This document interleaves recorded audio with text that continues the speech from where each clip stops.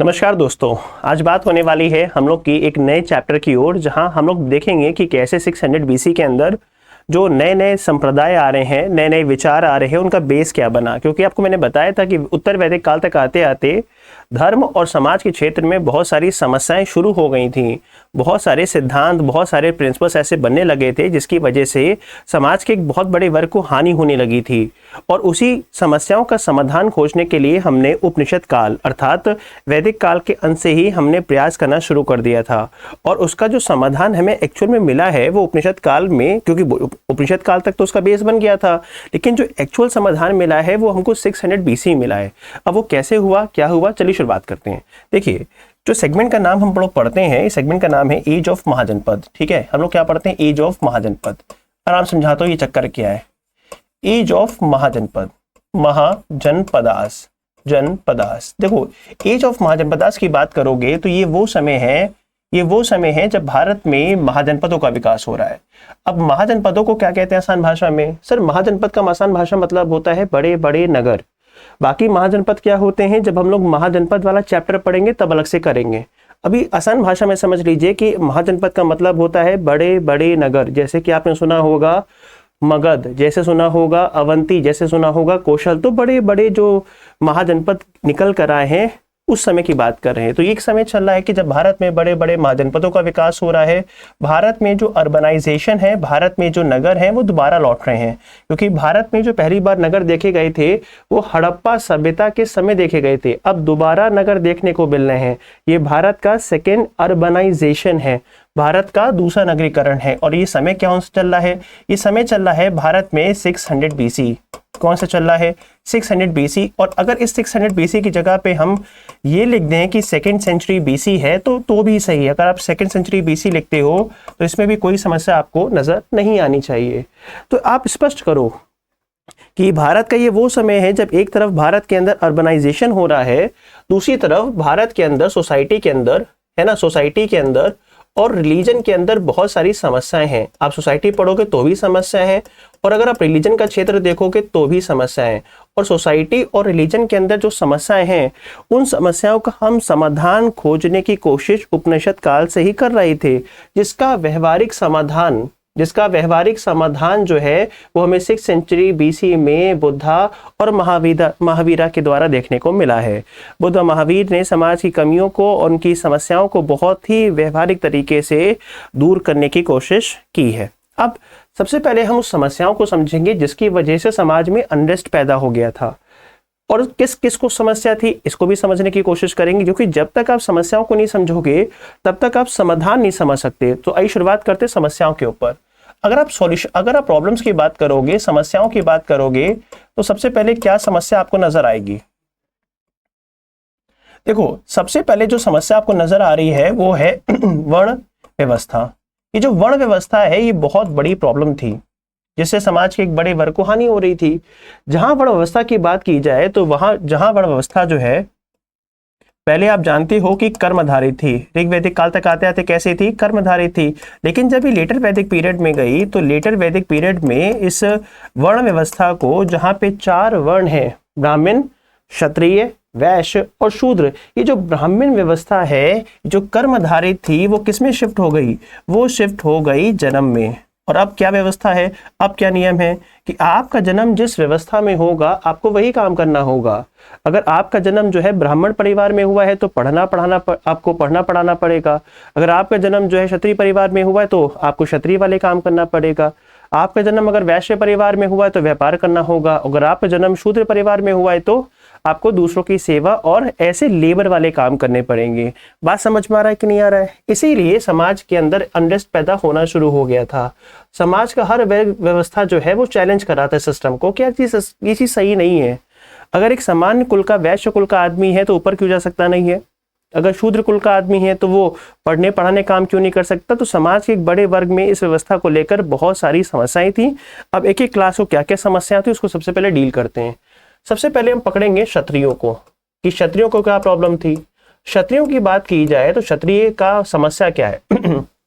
ये समस्या तो है ही। अब इसके अंदर भी, वर्ण के अंदर भी जो लोग हैं उनको क्या समस्या हो रही है? अगर क्षत्रियों की अगर बात की जाए तो क्षत्रियों को समस्या है क्या? क्षत्रियों को समस्या ये है कि जब सारा काम हम आपको करके दे रहे हैं, है ना, सिस्टम हम चला रहे हैं, व्यवस्था हम चला रहे हैं, युद्ध आपके लिए हम कर रहे हैं, सबका सारा काम हम कर रहे हैं, तो ब्राह्मण सर्वोच्च क्यों?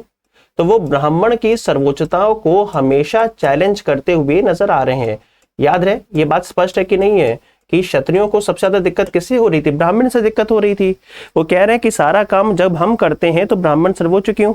दूसरी बात, क्षत्रियों को एक और भी दिक्कत थी, क्योंकि उत्तर वैदिक काल में आपको याद है कर्मकांड बहुत बढ़ गया था, रिचुअल्स बहुत बढ़ गए थे, और रिचुअल्स इतने ज्यादा बढ़ गए थे, यज्ञ के अंदर मात्रा, उसके अंदर प्रक्रिया इतनी ज्यादा बढ़ गई थी कि इसमें बहुत सारा खर्चा हो रहा था। तो जो क्षत्रिय वैश्य वर्ग से टैक्सेस कलेक्ट करता था, वो सब कर्मकांड के माध्यम से पुरोहित वर्ग के पास चले जाते थे। अब फिर वो नाराज हो जाता कि यार सारा काम हम कर रहे हैं, सारा पैसा हम कमा रहे हैं, अब यज्ञ कर्मकांड करवाते हो, सारा पैसा आप लेके चले जाते हो। इसीलिए ऐसी व्यवस्था तलाश रहा था जहां पे यज्ञ कर्मकांड के बिना भी अपनी समस्याओं का समाधान कर सकें। इसीलिए आगे जाके बुद्धा महावीर के विचारों को क्षत्रिय क्लास ने हाथों हाथ लिया। अजातशत्रु, बिंबिसार, है ना, कौशल नरेश, प्रसन्नजीत, सब क्या कर रहे हैं? वो सब इनके विचारों को, इनके थॉट्स को आगे ले जाने की कोशिश कर रहे हैं। क्या ये बात समझ में आ गई? ब्राह्मण वाला क्लियर हुआ कि नहीं क्लियर हुआ?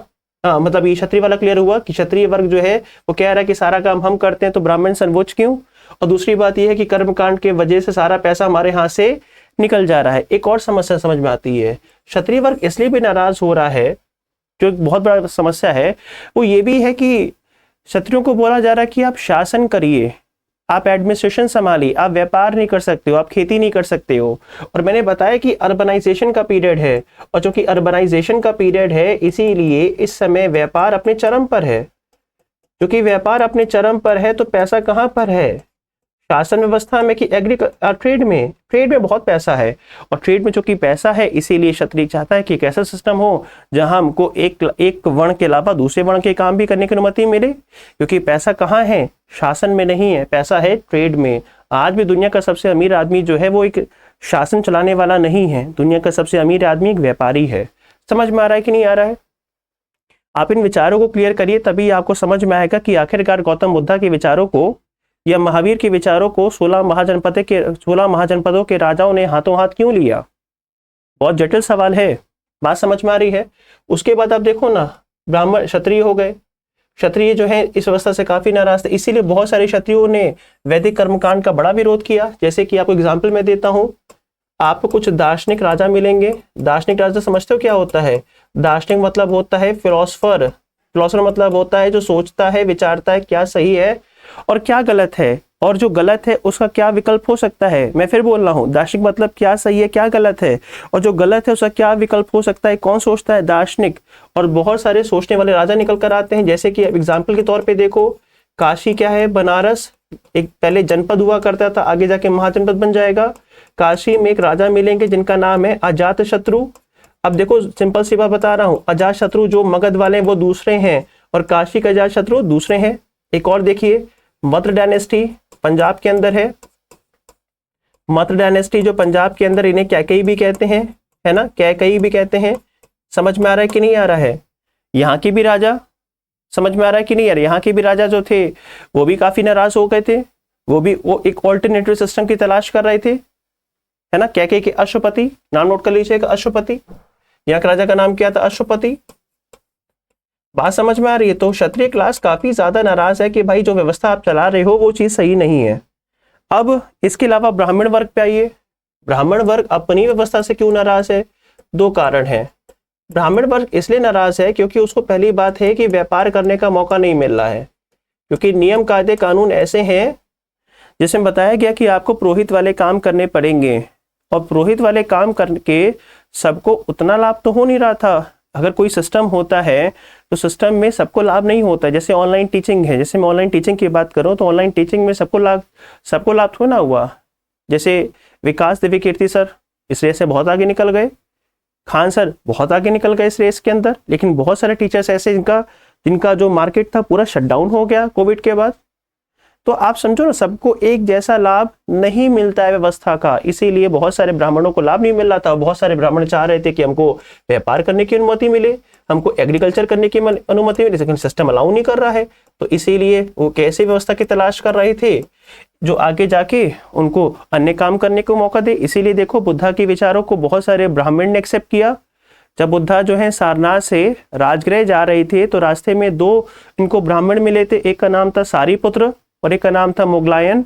और सारीपुत्र ने कैसे, जो कि एक ब्राह्मण थे, कैसे उन्होंने बौद्ध धर्म को स्वीकार किया, इस बात को लिखा भी गया है। कहाँ पे लिखा गया है? सारीपुत्र प्रकरण, जो कि यशोघोष की किताब है, कि किन कंडीशंस के अंदर एक ब्राह्मण ने, एक सारीपुत्र नाम के व्यक्ति ने बौद्ध धर्म को स्वीकार किया। आप व्यवस्था को समझोगे तब तो घटनाओं को समझ में आएगा। अगर आप घटनाओं को समझने की जगह आप उसे याद करने में बल दोगे तो आपके लिए बहुत ही ज्यादा मुश्किल हो जाएगा। बिना इस पक्ष को समझे बुद्धा और महावीर आपको समझ में आने वाले नहीं है। ये जो मैं पढ़ा रहा हूं इसी का परिणाम है बुद्धा महावीरा के विचार और उनका एक्सेप्टेंस समाज में। समझ में आ रहा है? दूसरा, मैं हमेशा कहता हूं अच्छे विचारों में बड़ा आकर्षण होता है। मैं इस बात को हमेशा कहता हूं कि अच्छे विचारों में बड़ा आकर्षण होता है कि नहीं होता है?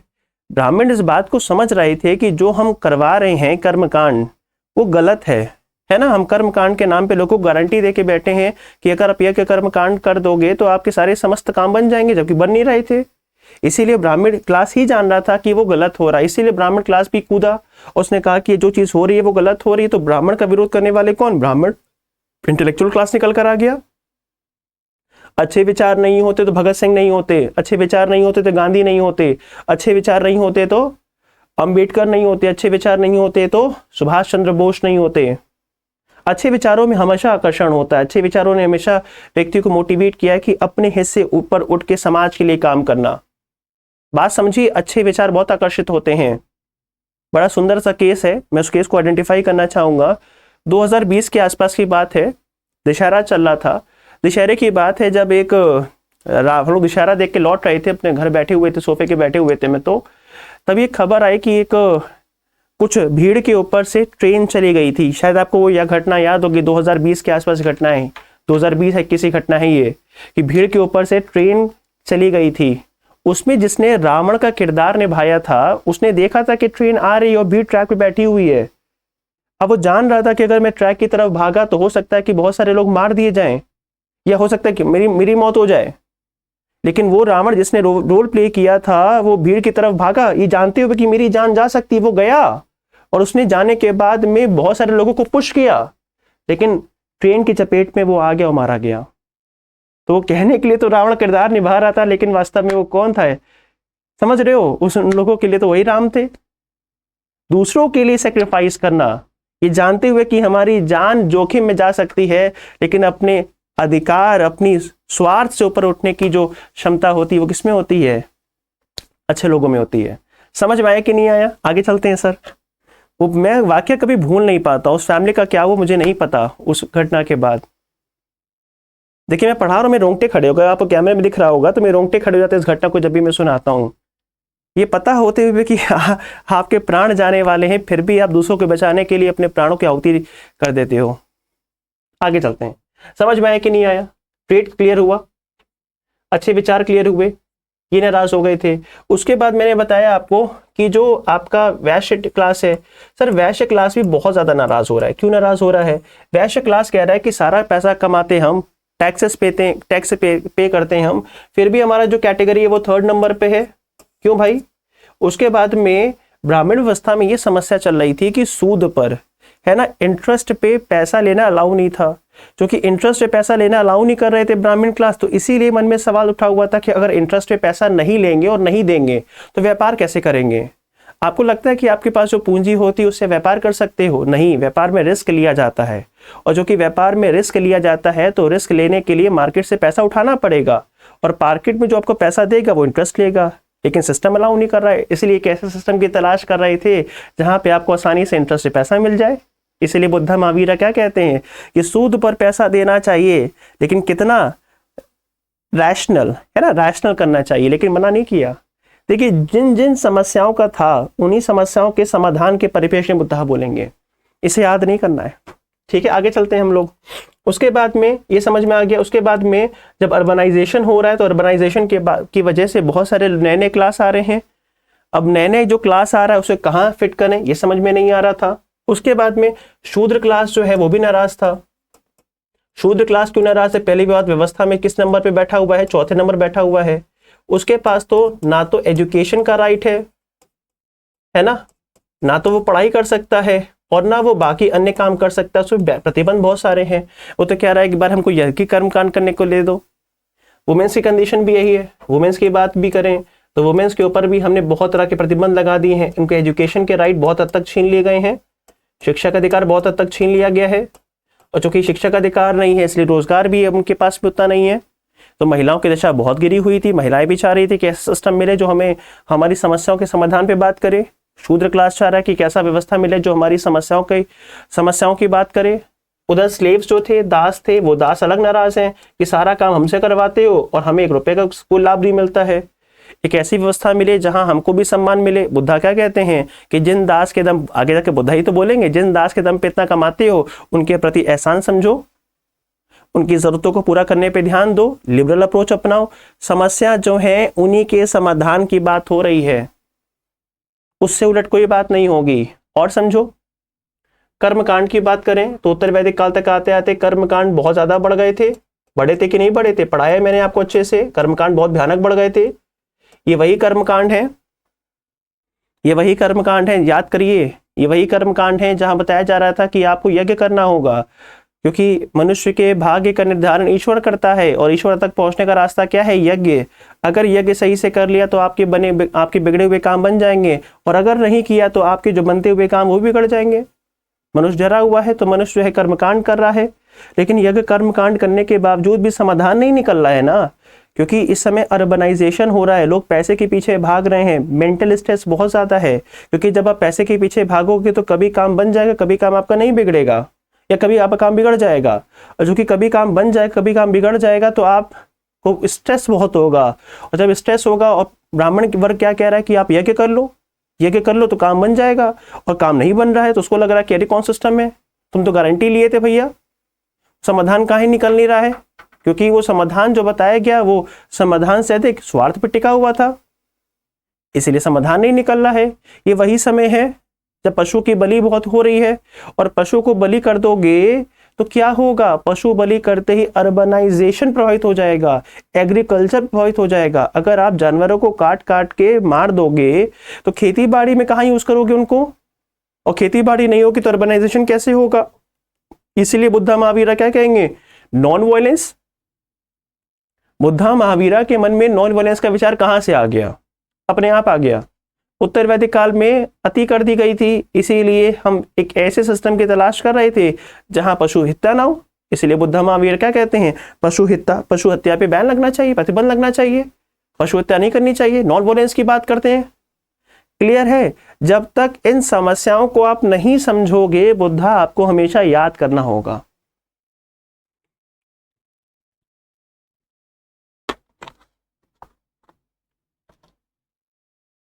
इस बात को गांठ बांध लीजिए। अब इन्हीं समस्याओं के संबंध में जब उत्तर वैदिक काल का अंत हो रहा है, इन्हीं समस्याओं के संबंध में जब उत्तर वैदिक काल या लेटर वैदिक पीरियड का अंत हो रहा है, तो लेटर वैदिक पीरियड का अंत होते होते विचार किसके आए? उपनिषद के आए। उपनिषद ने इन समस्याओं के समाधान देने की कोशिश की, लेकिन बहुत व्यवहारिक समाधान नहीं दे पाए। और इनका व्यवहारिक समाधान हमें कहां मिलेगा? व्यवहारिक समाधान मिलेगा 600 BC में, जब नए नए विचार आएंगे। तो उपनिषद का कंट्रीब्यूशन क्या नजर आया? उपनिषद ने वो प्लेटफॉर्म तैयार करके दिया, वो विचार के आधार तैयार किया, प्लेटफॉर्म दिया, वो आधार दिया, जिस प्लेटफॉर्म पे खड़े होकर 600 BC में महात्माओं ने समाधान दिया। अगर प्लेटफॉर्म क्रिएट नहीं होगा, समाधान नहीं निकलेगा, क्योंकि आपको प्लेटफॉर्म बनाने वाला वर्ग भी चाहिए और उस पर खड़े होकर समाधान देने वाला वर्ग भी चाहिए। दोनों दूसरे के पूरक हैं। आप कभी पढ़िएगा, जब पश्चिम का इतिहास आप पढ़ते हो, वेस्टर्न हिस्ट्री पढ़ते हो, तो नाम आता है एरिस्टोटल का, है ना? आप पढ़ते हो प्लूटार्क, आप पढ़ते हो, आप पढ़ोगे जब मॉडर्न हिस्ट्री में आते हैं, मॉडर्न वेस्टर्न हिस्ट्री में आते हैं, आप पढ़ोगे, आप व्यक्ति का नाम, मॉन्टेस्क्यू का नाम, रूसो का नाम, उनके जो विचार है, उनके क्या अपने व्यक्तिगत विचार है? नहीं, उससे पहले लोग खड़े हुए थे जो आइडियाज दे रहे थे राइट्स के बारे में, स्टेट के बारे में, और जो राइट्स के बारे में बोल रहे थे ना, जो अपनी बातें रख रहे थे, उसमें बहुत सारी कमियां थी। उन्हीं इस समस्या को छानते आते हैं मॉन्टेस्क्यू, आते हैं रूसो। रूसो परिणाम है, मॉन्टेस्क्यू परिणाम है उस समाज का जो सोचा जा रहा था, जो बेस बनाया जा रहा था, जो कमियों पे काम कर रहा था, उस कमियों को सबसे कम करके इसने बता दिया, मॉन्टेस्क्यू ने बता दिया। इस बात को समझिए मित्र कि विचारधारा एक दिन में कभी नहीं बनती है। विचारधारा को बनने के लिए पहले रफ वर्क करना पड़ता है। वो रफ वर्क किसने किया? उपनिषद ने। और उसको प्रैक्टिकल वे में किसने समाधान दिया? बुद्धा महावीरा ने। क्या ये बात समझ में आई? मेंस में लिखने में बहुत काम आएगा। जो मेरी लाइनें हैं ना, यही बारीकी होती है नंबर उठाने में। आपको क्या लगता है यूपीएससी मेंस में आप क्या मतलब आप फैक्ट लिख के नंबर उठा लोगे? नहीं, यही लाइनें लिखी जाती हैं जिससे आपका आंसर जो है काफी वेटेज हो जाता है, काफी मजबूत हो जाता है, जिस पे आपको अच्छे नंबर मिल जाते हैं। जहां 10 में से आपको 5 मिलने चाहिए, 10 में से आपको 7.5 मिल जाते हैं। फैक्ट केवल सपोर्टिंग होता है, मुख्य क्या होता है? कॉन्सेप्ट। ठीक, चलिए आगे चलते हैं। तो समझ में आ गया। अब 600 BC में कई सारे लोग खड़े हुए है ना। कहा जाता है बौद्ध धर्म में कहा जाता है कि 62 संप्रदाय खड़े हुए थे। 62 संप्रदाय या 62 सेक्ट खड़े हुए थे। और इन 62 के 62 संप्रदायों ने इन समस्याएं जो समाज के क्षेत्र में है, धर्म के क्षेत्र में है, इन समस्याओं का समाधान देने की कोशिश की। अब चूंकि समस्याओं का समाधान देने की कोशिश की है धर्म के क्षेत्र में, क्योंकि समस्याओं का समाधान देने की कोशिश की है धर्म के क्षेत्र में, इसीलिए इसे क्या कहते हैं? धार्मिक क्रांति कहते हैं। क्योंकि धर्म के क्षेत्र में एक बहुत बड़ा व्यवस्था में परिवर्तन लाना चाहते हैं, क्योंकि धर्म के क्षेत्र में एक बहुत बड़ा परिवर्तन लाना चाहते हैं, इसलिए क्या बोलेंगे? धार्मिक क्रांति बोलेंगे। स्पष्ट है कि नहीं स्पष्ट है? और भारत के दर्शन के अंदर धर्म का मतलब क्या होता है? जैसे पश्चिम के अगर वेस्ट को पढ़िएगा तो वेस्ट के अंदर धर्म का मतलब होता है एक ईश्वर, और एक ईश्वर पे विश्वास करके, है ना, एक ईश्वर विश्वास करके जो प्रक्रिया चलाई जाती है उसको बोलते हैं रिलीजन। लेकिन इंडियन फिलॉसफी में धर्म का मतलब क्या है? इंडियन फिलॉसफी में धर्म को धर्म लिखा जाता है, DHARM, धर्म लिखा जाता है। और धर्म का मतलब होता है कि जीवन में क्या सही और क्या गलत है। इस बात को आप समझिए कि धर्म का मतलब इंडियन फिलॉसफी में क्या है? क्या जीवन में सही और क्या जीवन में गलत है। क्या जीवन में सही है, क्या जीवन में गलत है, आप कैसे जान सकते हो? 2 तरीके से जान सकते हो। पहला, आप किसी अच्छे व्यक्ति को अनुसरण करिए, किसी अच्छे व्यक्ति को आप फॉलो करिए। आप किसी अच्छे व्यक्ति को फॉलो कर लोगे तो आपको समझ में आएगा कि जीवन में क्या कर लेना चाहिए और क्या नहीं करना चाहिए। पहला पॉइंट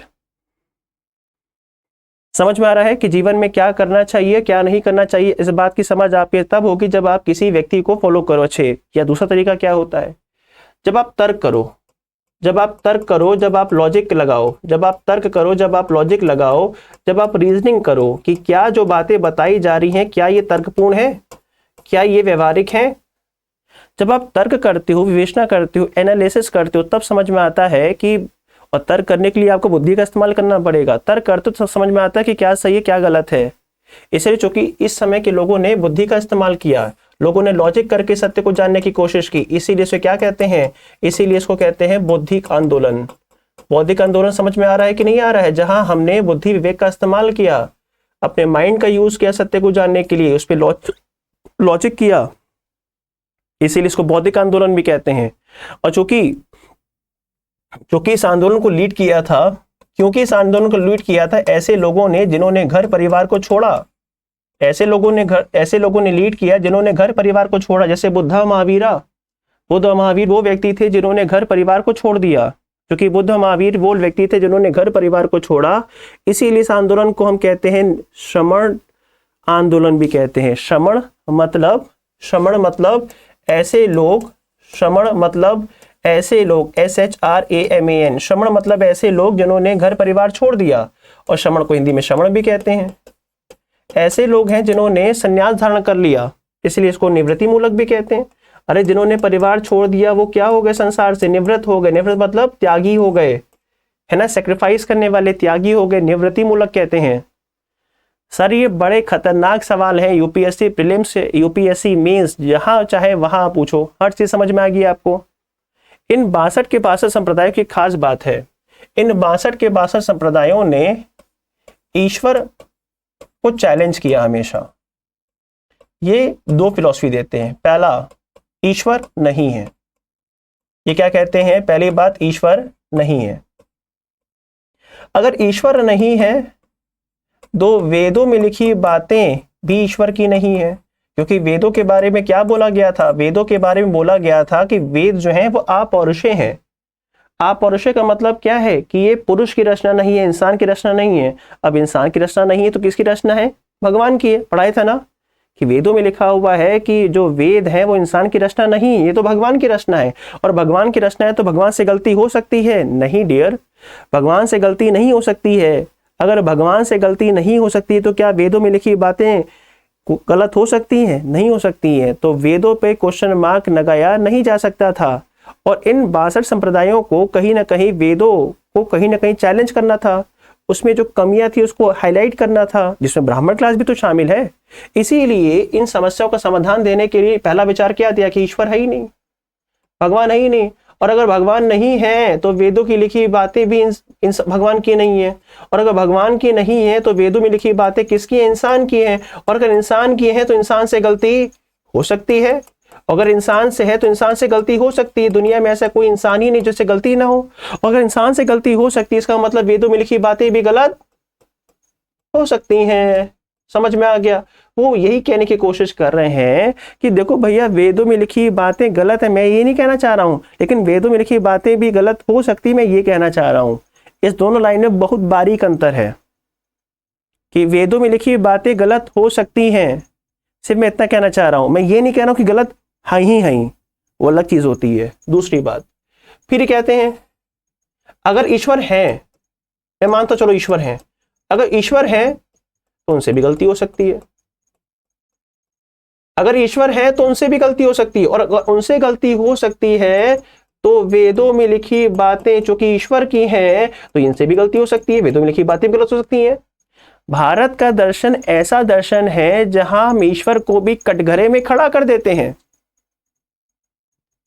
दुनिया में एक ऐसी फिलॉसफी भारत ही के अंदर है जहां भगवान को कटघरे में खड़ा कर देते हैं। कह देते ना कि तुम्हारी वजह से मेरा काम गड़बड़ हुआ है, थोड़ा दया दृष्टि हम पर कर लेते भैया। समझ में आ गया? हम लोग बोलते हैं कि नहीं बोलते हैं? जरा ध्यान दीजिएगा। इंडियन फिलॉसफी के अंदर, क्योंकि जिससे आप प्यार करते हो ना उसी पर सवाल उठाते हो। दर्शन के बहुत सारे रूप होते हैं, जो आप देखते समझते हो सुनते हो ना, वो केवल आपका व्यू पॉइंट है, डायमेंशन है। महावीर स्वामी ने कहा है, इसी को बुद्धा ने इल्यूजन कहा था। सभी लोग कहते हैं। आप शंकराचार्य को पढ़िएगा, रामानुज को पढ़िएगा, रामानंद स्वामी जी को पढ़िएगा, किसी को पढ़िए। समझ में आ रहा है कि नहीं आ रहा है? दर्शन को समझिए, इस बात को क्लियर हुआ कि नहीं क्लियर हुआ कि वो ईश्वर को जबरदस्ती चैलेंज नहीं करना चाह रहे हैं। मजबूरी क्या है कि जो सिस्टम में समस्याएं हैं उस सिस्टम की समस्या को दूर करने का प्रयास कर रहे हैं। और सिस्टम की समस्या को दूर आप तब कर सकते हो जब ये बात आप कह दो कि ईश्वर नहीं है। अगर ईश्वर नहीं तो वेदों की समस्या का समाधान हो सकता है। और है, ईश्वर है तो उनसे भी गलती हो सकती है। बस ये कह रहे हैं। हम ये नहीं कह रहे कि गलती हुई है, लेकिन ये कह रहे गलती हो सकती है। ये कटघरे के बाहर नहीं है। यही सवाल आया था यूपीएससी के अंदर। समझ में? इसीलिए बुद्धा से जब पूछा गया कि बताइए बुद्ध ईश्वर होते हैं कि नहीं होते, तो इन्होंने ना तो बुद्धा ने ना तो हाँ कहा ना तो ना कहा। जब बुद्धा से पूछा क्या कि जरा बताओ कि ईश्वर होते हैं कि नहीं होते, बोला और बताओ छोटू क्या चल रहा है, कहा तुम्हारे जीवन में परेशानी चल रही है। अरे महाराज बताइए तो कुछ और बताओ, बात को टाल क्यों रहे? क्योंकि वो कैसे समझाए आम आदमी को। समझ में आ रहा है कि इसीलिए बुद्धा के विचार आगे जाके क्या पढ़ोगे, ईश्वर पे उनके विचार ना तो हाँ है ना तो ना है। समझो ना, ना तो ना है ना तो हाँ है, ना तो ना है ना तो हाँ है। एग्नोस्टिक अप्रोच, ना तो हाँ ना तो ना। अब ये समझ लिया है ना समस्या का समाधान, ये समस्या समझिए ना, तो बुद्धा के वो आइडिया समझ में आ जाएंगे। आगे चलो, आगे सुनो। अब चूंकि ये लोग ईश्वर पे क्वेश्चन मार्क लगा रहे हैं ना, इसीलिए ये लोग कौन है? ये लोग नास्तिक है, हेट्रोडॉक्स है, हेट्रोडॉक्स नास्तिक है। क्योंकि ये लोग ईश्वर पे सवाल खड़ा कर दे रहे हैं, जो कि लोग ईश्वर पे सवाल खड़ा कर रहे हैं, इसलिए कौन है? ये लोग नास्तिक हैं। समझ में आ रहा है? इनका विचार कैसा है? मानवतावादी हैं। ये लोग ऐसे हैं जो मानव को बीच में रखते हैं, है ना, ह्यूमन के लिए काम करते हैं, मानवतावादी हैं। इक्वालिटी की बात करते हैं, इक्वालिटी की बात करते हैं पहले वर्ण के अंदर, और वर्ण मतलब चारों वर्ण के अंदर, और साथ ही साथ जेंडर बेसिस में इक्वालिटी की बात करते हैं। बात समझ में आ रही है? रैशनैलिटी की बात करते हैं। ये लोग ईश्वर पे सवाल खड़े कर देते हैं, ईश्वर पे सवाल खड़े कर देते हैं, और कुछ तो बोलने ईश्वर है ही नहीं, फिर भी इनके विचारों को भारत के दर्शन में क्या कहते हैं? धर्म। क्योंकि धर्म का मतलब होता है जीवन में क्या करना चाहिए, क्या नहीं करना चाहिए, एक तरह से जीवन जीने का तरीका होता है। ये हर चीज को कसौटी पे कसते हैं कि क्या आप जो कह रहे हो क्या वो सही है, लॉजिकल है, वो कसने की कोशिश करते हैं, उसके लिए पढ़ते हैं, सोचते हैं, विचारते हैं। वेद कह रहे थे कि जो आप वेद वेद कह रहे हैं, आपने कहा वो सब सही है। क्यों सही है? क्योंकि वेदों में लिखा है। लेकिन ये कह रहे हैं कि वेदों में लिखा है, ठीक बात है, लेकिन क्या वो सही है वास्तव में? समझ में आया कि नहीं आया? आप समझिए इस तरह की चीजों को, तभी आपको समझ में आएगा। तो इस तरह से समस्याओं का समाधान देने की कोशिश इन लोगों के द्वारा की गई है ना। अभी जो समस्याओं का समाधान देने की कोशिश की गई है, इसमें भी आपको 3 प्रकार के लोग मिलेंगे। इसमें भी आपको कितने प्रकार के लोग मिलेंगे? 3 प्रकार के लोग मिलेंगे। पहले हैं भौतिकतावादी। ये भौतिकतावादी कौन होते हैं? भौतिकतावादी जिन्हें कहते हैं मटेरियलिस्टिक लोग। भौतिकतावादी ऐसे लोग हैं जो मटेरियल को इंपॉर्टेंट देते हैं, मटेरियलिस्टिक लोग हैं। भौतिकतावादी वो लोग हैं जो मटेरियलिस्टिक होते हैं, जो कहते हैं कि प्रत्यक्ष को प्रमाण मानते हैं, जो दिखता है वो होता है। क्या बोलते हैं? लिख लीजिए, ध्यान से लिखिएगा। ये कहते हैं कि जो दिखता है वो होता है, प्रत्यक्ष को प्रमाण, प्रत्यक्ष मतलब होता है जो देखा जा सकता है ना, उसी को सत्य मानते हैं, उसी को कहते हैं कि प्रमाण है। ये प्रत्यक्ष को प्रमाण मानते हैं। दूसरा, ये कहते हैं कि जो सोल है हमारी, वो चेतना है, वो एक तरह से सेंस है, वो चेतना है जो शरीर के साथ आती है और शरीर के साथ चली जाती है। बात समझ में आ रही है? उपनिषद पढ़ोगे तो उपनिषद में क्या लिखा है? आत्मा जो है वो अजर अमर है, उसे ना पानी से भिगो सकते हो, ना आग से आप जला सकते हो, ना हथियार से काट सकते हो। लेकिन जब आप भौतिकतावादियों को पढ़िएगा तो भौतिकतावादी क्या कहेंगे? आत्मा जो है वो चेतना है, शरीर के साथ आती है और शरीर के साथ चली जाती है। स्पष्ट है ये बात? और बुद्धा को पढ़िएगा, बुद्धा तो आत्मा में बिलीव ही नहीं करते हैं। बुद्धा आत्मा में बिलीव करते ही नहीं है, उनकी अलग फिलॉसफी है। समझाएंगे बुद्धा ने ऐसा क्यों बोला? समझ में आ रहा है कि नहीं आ रहा है? तो भौतिकतावादी हैं, वो कहते हैं कि प्रत्यक्ष को प्रमाण, आत्मा को चेतना, आत्मा शरीर के साथ आती है और शरीर के साथ ही चली जाती है। ये कहते हैं कि जो दिखता है वही होता है, जो दिखता है वो नहीं होता, जो नहीं दिखता वो नहीं होता है। कि आपने ईश्वर को देखा? नहीं देखा तो नहीं होते हैं। कि आपने स्वर्ग और नरक को देखा? नहीं देखा तो नहीं होते हैं। समझ, जो दिखा नहीं वो होता नहीं। ये मेरा विचार नहीं है, इनका है, भौतिकतावादियों का है। कह रहे कि जो दिखता नहीं है वो होता नहीं है। ईश्वर को देखा नहीं इसलिए ईश्वर नहीं होते। आपने स्वर्ग और नरक को देखा इसलिए होते ही नहीं है। वो कहते हैं कि इंसान को अपने शरीर को केंद्र में रखना चाहिए, शरीर को अपने सेंटर में रखना चाहिए, और इसी शरीर को सुख पहुंचाने के लिए जो कुछ भी करना पड़े वो करना चाहिए। इस शरीर को सुख पहुंचाने के लिए जो कुछ करना पड़े वो करना चाहिए। यवम जीविते सुखम जीविते ऋण कृतवे, है ना। ऐसे कुछ लोग हैं कि जब तक जियो सुख से जियो, अगर ऋण लेकर जीवन जीना पड़े वो भी जियो। बात समझ में आ रही कि नहीं आ रही है? अब इस विचार को दिया किसने है? इस विचार को दिया था 600 बीसी में। इस विचार को 600 बीसी में दिया था अजीत केशवलंबी जी ने। अजीत केशवलंबी जी ने दिया था, केशवलंबी जी ने दिया था। इस विचार को सबसे पहली बार किसने दिया था? अजीत केशवलंबी। अजीत केशवलंबी वो व्यक्ति हैं जिन्होंने इस आइडिया को दिया था कि जब तक जियो, है ना। समझ में आ रहा है कि नहीं आ रहा है? इनका जो विचार है अजीत केशवलंबी जी का, वो है, आप याद रखिएगा, एक बहुत ही फेमस है, लोकायत। नोट कर लीजिएगा, लोकायत। इंग्लिश में भी लोकायत ही कहते हैं, लोकायत। लोक मतलब होता है संसार, पब्लिक। आयत, इस संसार में जो है वही सत्य है। अजीत केशवलंबी। और आगे जाके इनके विचारों को और ज्यादा मॉडर्नाइज किया गया था महर्षि चारवाक के द्वारा। ये जो फेमस स्टेटमेंट इन्हीं का है, जब तक जियो मजे से जियो, और हो सके तो ऋण लेके घी पीना पड़े वो भी पियो। आगे जाके एक व्यक्ति हुए 11वीं सेंचुरी में, पढ़ाएंगे जब आपको पढ़ाएंगे मेडिवल हिस्ट्री भक्ति आंदोलन। एक व्यक्ति हुए जिनका नाम था माधवाचार्य। क्या नाम है? माधवाचार्य। अगर आप माधवाचार्य को पढ़िएगा तो माधवाचार्य ने अपनी किताब सर्वदर्शन संग्रह में, सर्वदर्शन संग्रह में लिखा, क्या लिखा? कि महर्षि चारवाक जैसे लोग समाज को पथभ्रष्ट कर रहे हैं। ये वो लोग हैं जो समाज को गलत रास्ते पे लेके जाते हैं। ऋण लेके घी पियो, मतलब तुम्हारे घर में अगर एसी नहीं लगा हुआ है तो एक काम करो, अभी जाके तुम जो है ईएमआई पे जो है AC लगवाओ।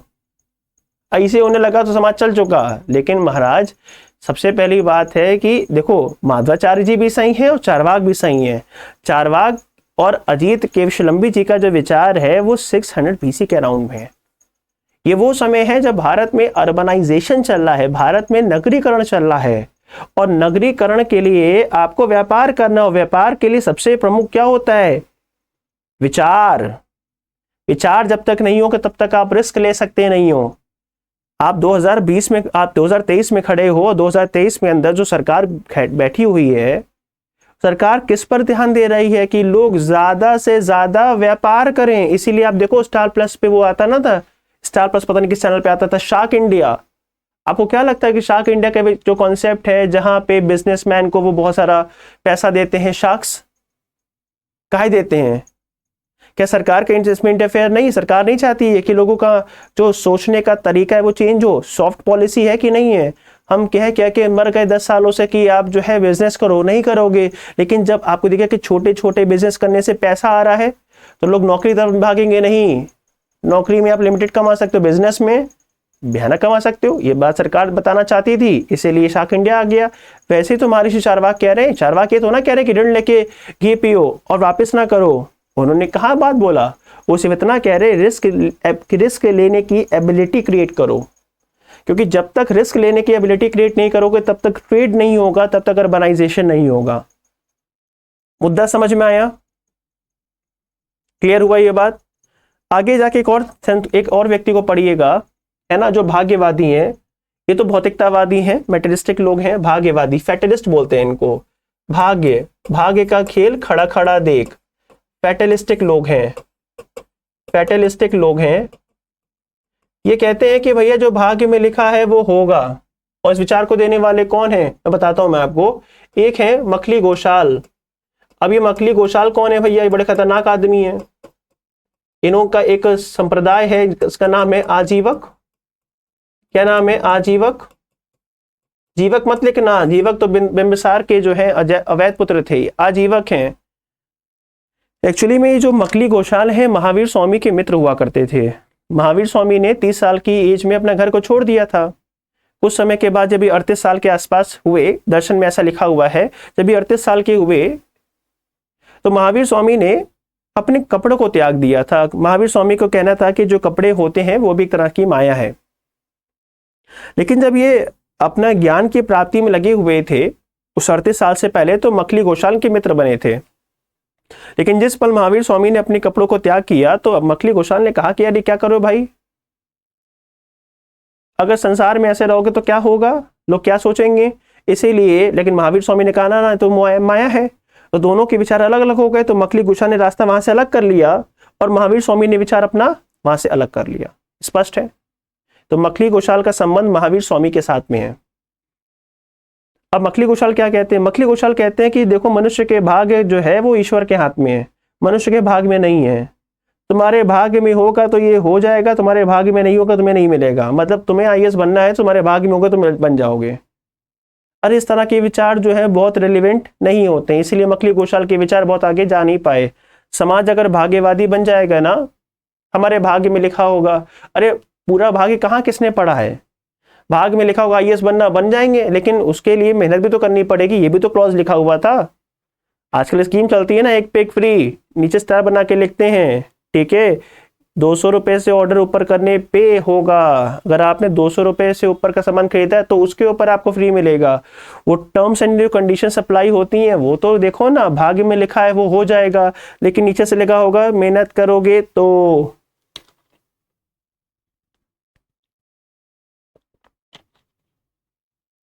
God help those who help themself. मनुष्य की हेल्प भगवान उसी की मदद करते हैं जो अपनी मदद खुद करते हैं। आप कर्म करिए, भाग्य आपका साथ देगा। इसीलिए आजीवकों के विचार बहुत ज्यादा आगे जा नहीं पाए, क्योंकि इन्होंने बहुत प्रैक्टिकल बातें नहीं की। समझ में आया कि नहीं आया?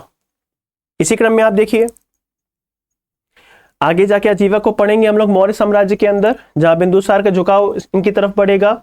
और आगे जाके अशोका ने, और एक राजा होंगे मौर्य साम्राज्य में दशरथ, उन्होंने आजीविकों के लिए बहुत कुछ किया था। पढ़ेंगे, हम आगे पढ़ेंगे। इसके बाद में इन महात्माओं के अलावा जो तीसरा संप्रदाय आ जाएगा वो होंगे आपके महावीर स्वामी और बुद्ध। समझ में आ रहा है कि नहीं आ रहा है? महावीर स्वामी और बुद्ध होंगे। एक बात और, महावीर स्वामी और बुद्धा में से किसके विचार आगे निकले? बुद्धा के विचार आगे निकल गए। क्यों भाई? बुद्धा ने बातों को बहुत व्यवहारिक तरीके से बता दिया। चूंकि बुद्धा ने बातों को बहुत ही व्यवहारिक तरीके से बताया, महावीर स्वामी ने भी बताया, लेकिन महावीर स्वामी का जो ज्ञान प्राप्ति का रास्ता थोड़ा टफ था और बुद्धा की ज्ञान प्राप्ति का रास्ता थोड़ा आसान था, तो लोगों ने बुद्धा को पकड़ लिया। जब आपकी समाधान देने की क्षमता जो है ना आसान होगी ना, तो लोग आपकी तरफ ज्यादा खिंच जाएंगे। एग्जामिनेशन के लिए बता रहा हूँ मैं, किसी धर्म कंपेयर नहीं कर रहा हूँ। क्योंकि मैं एग्जाम के लिए पढ़ा रहा हूँ, इसलिए एग्जाम पढ़ाते समय मुझे इस बातों को बहुत ध्यान से बताना पड़ता है कि व्यवहारिकता थी, इसीलिए उनके आगे विचार आगे निकल गए। अब एक सवाल और जेन्युइन पूछता हूं मैं आपसे, बुद्ध और महावीर के ऊपर। अगर आप देखोगे बुद्ध और महावीर के बारे में, बुद्ध और महावीर की अगर बात की जाए तो इनका जो जन्म हुआ था वो एक गणतंत्र वाली फैमिली में हुआ था। गणतंत्र वाली फैमिली में हुआ था, रिपब्लिक सिस्टम में हुआ था, है ना, जहां कई सारे व्यक्ति मिलकर जन्म लेते हैं या कई सारे व्यक्ति मिलकर शासन करते हैं। इनका जन्म जो है कभी मोनार्की में नहीं हुआ। काहे? कभी मेरे मन में बहुत जटिल सवाल आता है कि बुद्ध और महावीर स्वामी जैसे लोगों का जन्म मोनार्की में क्यों नहीं हुआ, या एक ऐसी शासन व्यवस्था जहां एक व्यक्ति का शासन होता है, वहां से बुद्ध और महावीर जैसे विचारक क्यों नहीं निकल कर आए? क्यों बुद्ध और महावीर जैसे विचारक जो हैं वो गणतंत्र आत्मक शासन व्यवस्था से निकल कर आए? अभी गणतंत्र का मतलब यहाँ पर क्या है? इसी को हम कुलीन तंत्र भी कहते हैं। देखो बहुत सिंपल सा मैं विचार दे बताता हूँ। देखो ये जो इलाका आप देखोगे, ये वाला इलाका गंगा का मैदान बहुत फर्टाइल लैंड था। जो कि फर्टाइल लैंड था इसीलिए यहाँ पर एग्रीकल्चर बहुत अच्छा होता था। एग्रीकल्चर बहुत अच्छा होता है इसीलिए मैन्युफैक्चरिंग अच्छी होती थी। मैन्युफैक्चरिंग बहुत अच्छी होती थी इसीलिए यहाँ पर ट्रेड अच्छा होता था। चूंकि यहाँ पर ट्रेड अच्छा होता है इसलिए यहाँ की जो इकॉनमी बहुत अच्छी थी, और चूंकि इकॉनमी अच्छी थी राजा को टैक्स बहुत मिलता था। राजा के पास पैसे बहुत ज़्यादा थे, और राजा के पास पैसे बहुत ज़्यादा थे तो यहाँ पे राज्य कैसे होंगे? बड़े होंगे। राजा की स्थिति कैसी होगी? मजबूत होगी। बात समझ में आ रही कि नहीं आ रही है? लेकिन अगर आप इसी के पैरेलल में देखोगे तो जो नेपाल वाला एरिया है, तराई एरिया इसको बोलते हैं, जहाँ पहाड़ खत्म होते हैं, फुटहिल्स ऑफ हिमालय। अगर आप तराई एरिया में देखोगे तो फर्टाइल लैंड कम है। जो कि फर्टाइल लैंड कम है इसलिए एग्रीकल्चर भी कम होता है। एग्रीकल्चर कम होता है तो मैन्युफैक्चरिंग भी कम होती है। मैन्युफैक्चरिंग कम होती है तो ट्रेड भी कम होता है। जो कि ट्रेड कम होता है इसीलिए राजा को टैक्स कम मिलता है।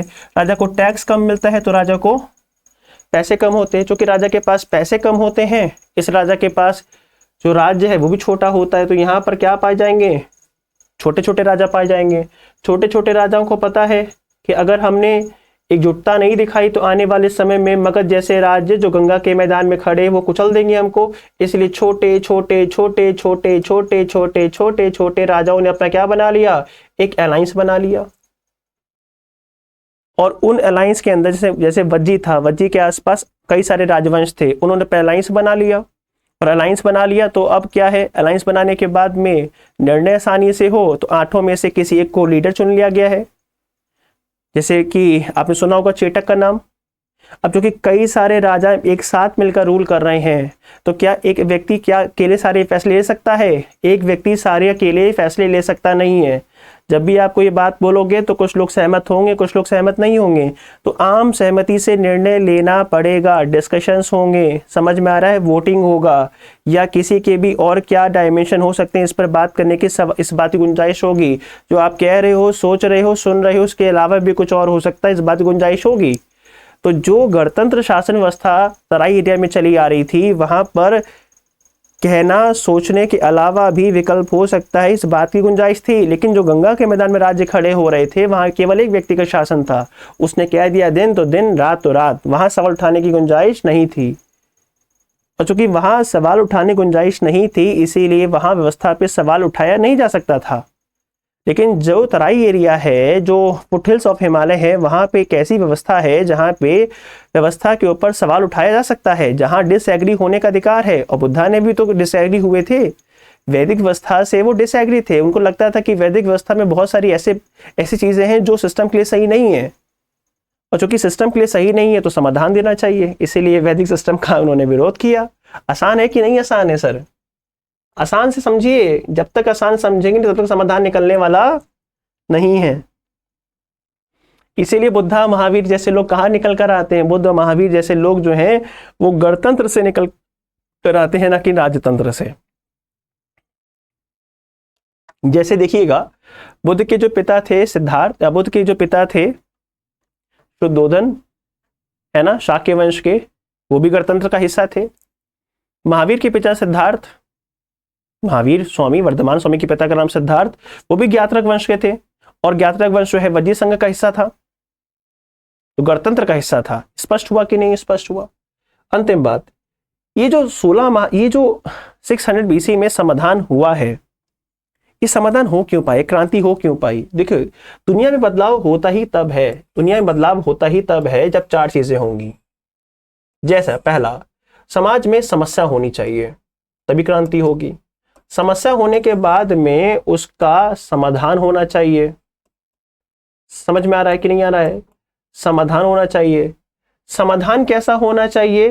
व्यवहारिक होना चाहिए, और ना केवल समाधान व्यवहारिक होना चाहिए, उस व्यवहारिक समाधान को जनता तक पहुंचाने का अच्छा माध्यम होना चाहिए। माध्यम को हल्के मत लीजिए। बुद्धा महावीरा समझ गए थे, बुद्धा महावीरा समझ गए थे कि हमारे पास व्यवहारिक समाधान तो है, लेकिन इस व्यवहारिक समाधान को कैसे, किस माध्यम से जनता तक पहुंचाया जाए, इसीलिए उन्होंने हमेशा लोकल लैंग्वेज को चुना कि नहीं चुना, स्थानीय भाषा को चुना। दूसरा, उन्होंने संघ बनाया, उस संघ के अंदर लोगों को शामिल किया, एक आदर्श जीवन जी के बताया, आदर्श जीवन जी के बताया कि कैसे समाज का स्वरूप बन सकता है। और चौथा है लोगों का एक्सेप्टेंस, लोगों का एक्सेप्टेंस। जब तक ये चारों चीजें नहीं होंगी, है ना, तब तक समाधान नहीं निकल सकता। क्या बुद्धा के विचारों को लोगों ने एक्सेप्ट किया कि नहीं किया? राजा हो, ब्राह्मण हो, वैश्य हो, शूद्र हो, महिलाएं हो, लोगों ने हाथों हाथ लिया। मुगलाइन सारिपुत्र जैसे ब्राह्मणों ने एक्सेप्ट किया, बिंबिसार और अजातशत्रु जैसे राजाओं ने एक्सेप्ट किया, बहुत लंबी लिस्ट है। अनाथ पिंडक जैसे वैश्यों ने एक्सेप्ट किया, और शूद्र क्लास में बहुत सारे लोग हुए जो संघ, बुद्ध के संघ में और महावीर के संघ में शामिल होते चले गए, महिलाओं ने शामिल होते चले गए। समझ में आ रहा है? अगर चारों में से एक दिशा, एक भी कंडीशन नहीं होती तो समाधान नहीं निकलता, या क्रांति नहीं होती, व्यवस्था में परिवर्तन नहीं होता। समझ में आ रहा है कि नहीं आ रहा है? समस्या भी है, समाधान भी है, व्यवहारिक समाधान भी है, अपनी बातों को लोगों तक पहुंचाने का माध्यम भी है, और लोगों की एक्सेप्टेंस भी है। एक ग्लास में रखे हुए पानी को आप, या एक पानी को आप तभी पी सकते हो जब 4 चीजें हों। पहला, आपको प्यास होनी चाहिए, आप पानी को तभी पी सकते हो, पहले आपको जो है कहीं ना कहीं प्यास होनी चाहिए। दूसरा, पानी साफ होना चाहिए। पहला, आपको प्यास होना चाहिए, दूसरा पानी होना चाहिए, तीसरा पानी साफ होना चाहिए, और चौथा, जिस साधन से पी रहे हो वो साधन होना चाहिए। जैसे आप हाथ से पी रहे हो तो हाथ भी आपको कैसा होना चाहिए? साफ होना चाहिए, ये साधन होना चाहिए। कैसे पानी पियोगे? समझ में आ रहा है कि नहीं आ रहा है? तो आपको प्यास होनी चाहिए, पानी होना चाहिए, पानी साफ होना चाहिए, कोई ना कोई माध्यम होना चाहिए जिससे आप पानी पी सको। कुछ लोग बोलेंगे सर हम डायरेक्टली जुबान से पानी पी लेंगे, होनी भी तो चाहिए ना, अगर नहीं है तब कैसे पानी पियोगे? होठों से पी लेंगे सर, गजब आदमी हो। अब समझो बात को। हाँ, भरोसा नहीं है लोगों का, लोग इस तरह के विचारों को बहुत आगे रील्स में चिपका देंगे मेरी बातें जोड़कर। ठीक है, समझ में आया कि नहीं आया? आप इस बात को समझो, तभी आप लिख पाओगे मेंस में या प्रीलिम्स में इस तरह की बातें। आशा करता हूँ कि आपको ये बात मैंने समझाई बहुत कायदे से। अब इसके आगे बुद्धा महावीरा आ जाएंगे, इन्हीं विचारों को लेकर उनको पढ़ेंगे हम लोग। तब तक आप पढ़ते रहिए, समझते रहिए। इन ऑल द बेस्ट, है ना। मुलाकात करेंगे अगली वीडियो में। आप अपने दोस्तों को इस ऐप के बारे में, हिस्ट्री शाला के बारे में ज़रूर बताइएगा। और क्योंकि मेरा क्लास करने के बाद आप जान रहे हो चीज़ें आसान हो रही हैं। नोट्स आपके जो एप्लीकेशन है वहाँ पे हिंदी और इंग्लिश में अपलोड कर दिए मैंने, पढ़ लीजिएगा और अच्छे से एग्ज़ाम बीट करिए। फ़ोन में लाइए सर मेरा एग्ज़ाम निकल गया है ना। खुशी होगी। आप किसी भी एग्ज़ाम की तैयारी कर रहे हो, मेरे क्लासेस से आपको हमेशा बेनिफिट होगा। All the best and keep learning. पढ़ते रहिए। एंड दोस्तों को बता दीजिएगा इस ऐप के बारे में।